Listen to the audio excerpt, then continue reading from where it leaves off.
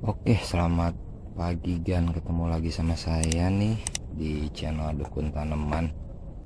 Kali ini kita mau berbagi tips dan triks untuk memperbanyak tanaman patah tulang ya.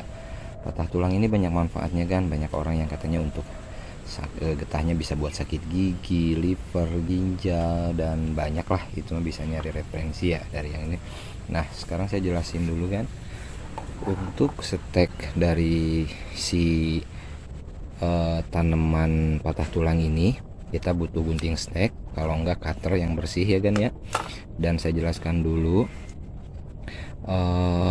pilih bibit yang emang bagus. Dan ada dua jenis nih yang saya persiapkan sini. Ada yang patah tulang yang biasa hijau seperti ini, dan ada juga patah tulang yang lebih eksotis ya kan ya, yaitu patah tulang yang varigata. Terlihatkan perbedaannya. Nah gitu kan. Terus gitu kan, sebenarnya kalau misalkan kita stek dengan cara batang yang seperti ini tanpa ada pucuk pun bagus, tapi itu kan bergetah. Kalau bisa, alangkah lebih baiknya kita lebih memilih yang pucuk seperti ini kan, dan sehat, tidak ada hama. Dan biarkan setelah dipotong kayak begini, biarkan 5-10 menit sampai si getahnya ini keluar dulu habis. Nanti getahnya itu akan mengeras di sini, dan dia nanti ini bakal jadi bakal akar ya. Nah, setelah kita siapkan, mari kita mulai. Siapkan alat, terus polybag yang sudah terisi media tanam yang baik gitu kan. Jangan lupa bibit yang bagus.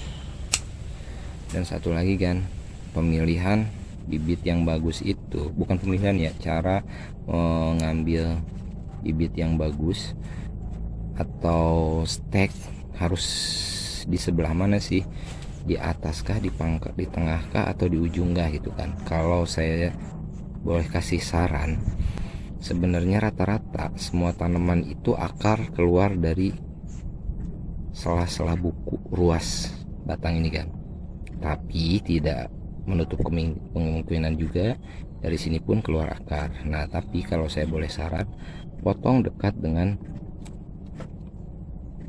ini kan, ruas buku. Jadi kemungkinan busuk batang nanti kegagalan dalam menyeteknya lebih kecil. Nah, setelah disediakan seperti ini, stekan kayak begini, dan yang varigata juga udah kita siapkan.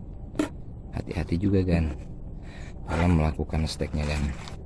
Oh, satu lagi kan, jangan lupa yang seperti ini juga kan, saya jamin bisa hidup. Tapi untuk mengurangi resiko kegagalan kita dalam berstek, alangkah lebih baiknya yang batang tanpa pucuk begini dimix dengan yang berpucuk ini.